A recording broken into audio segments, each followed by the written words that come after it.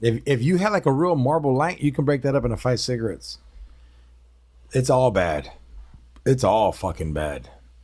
And you know what's even crazier about the prisons I just read about is now they have a prison has 2 yards. They got a protective custody yard, special needs yards for gays, snitches, people that what's that shit called, pedophiles. They separate them from the main line fools like me that like, hey dog, now there's so many of these fuckers on this side. The living is, they can't live there. What is it called? Bad living or something? Bad living conditions. Yeah, bad living conditions. So now they're putting all these motherfuckers on the main line and telling the main line like, hey, you're gonna stab this fool, we're just gonna give you life. So they're creating riots every fucking day.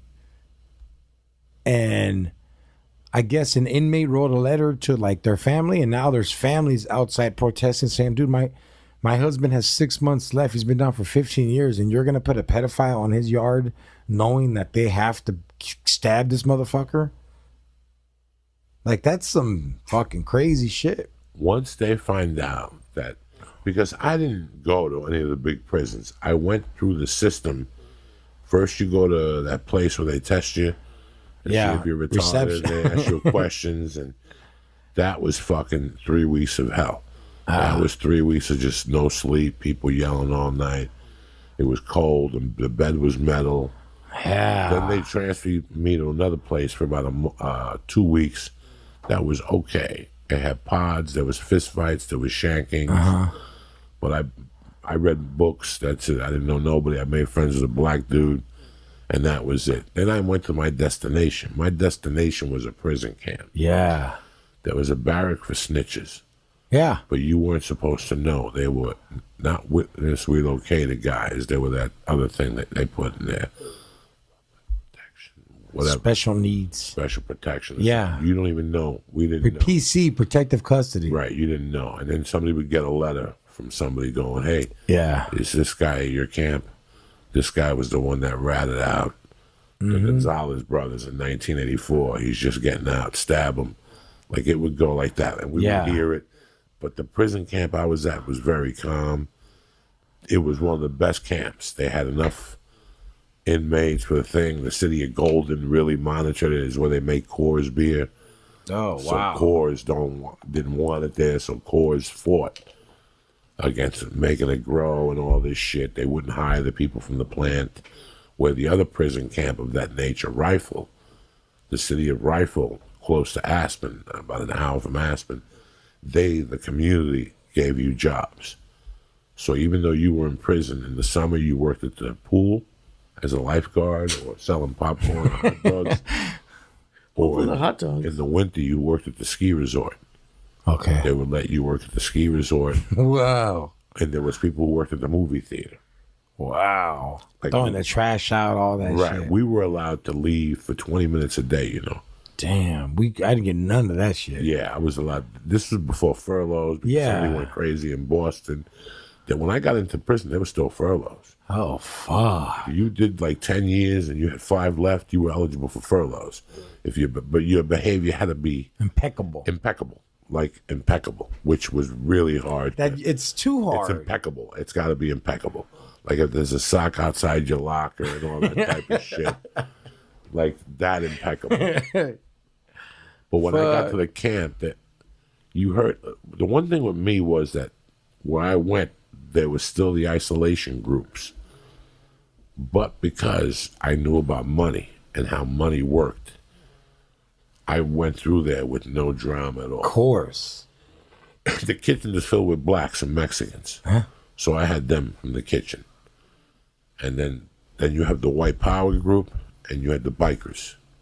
That's weird that they separate like that over there. Yeah, at that time, it was the white power group and then bikers. And then there was this one white power dude. There was a different white power dude. Oh, wow. He hated a certain type of people. But he was really badass. So when I went to prison, he became my friend. He was from Philly. Okay. So I fucked with those white dudes. Uh-huh. The biker white dude was in there for involuntary manslaughter, and he wasn't a good dude. Yeah, you could just tell. But he gambled with me, so he was cool. The white dude, the one who hated blacks and Latinos and Jews, he was a degenerate gambler. And he loved Mexican food. He loved fucking burritos. There's one Mexican dude in him that would do business all the time. That's why that joke from Jerry Rocha has always made me laugh about him going home for Christmas and white people being at his house for Christmas in the back that hate Mexican people, but then they're like, man, but this salsa's good. Look at them, they're fucking up the words to Jingle Bells and all this shit, I love that joke when he says, look at them fucking up the words to Jingle Bells. But this bean dip is sure tasty. The guy that hated Mexicans loved Mexican food. So on Sundays, he cut a deal with the Mexican dude. The dude would give him green chili burritos. And this dude would go bananas. So I didn't really experience that like you see in the movies where we're at war, but not really. I can't talk to George because I'm with the Italians. Dog, I lived that shit. And George can't talk to me because he's with the Mexicans. And then we'd get thrown into a laundry, and after a week, you got to say something to me. I can't. Can you believe that shit? You got to say something to me. Like, I can't. You would know already because if we did talk, like, look, Joey, if you're my enemy in there and we know each other from but we're not enemies. Let's say I'm with the Italians or I'm with the Cubans. I mean, you're allowed to then, but the Cubans have no dealings with the essays, nothing. In fact, we're friends. We switch food. Oh yeah, we can, but it's just where I was at. There was no contact with any black at all. It was just common like, excuse me, good morning. That's it. It wasn't more like, hey, dog, so where are you from? When's your birthday? What's your favorite color? Who do the Jews hang out with? Because we can't hang out with the Aryan Brotherhood. You guys get great lawyers, bro. You really don't. There's not too many Jews in there. That's funny. But there is, and you guys roll with the others. There's others? Yeah, there's Mexican, white, black, and others. And Paisa, there's Paisa too. And then the others is like, you hang out with like the Asians, Samoans, Russians, Italians. Samoans, okay. Yeah, because now what do we do? The Paisas in a jail? A Paisa is someone that is not from America. They're Mexico, El Salvador, Honduran. When you're Mexican, you're just from here, or you claim it. You're from a gang.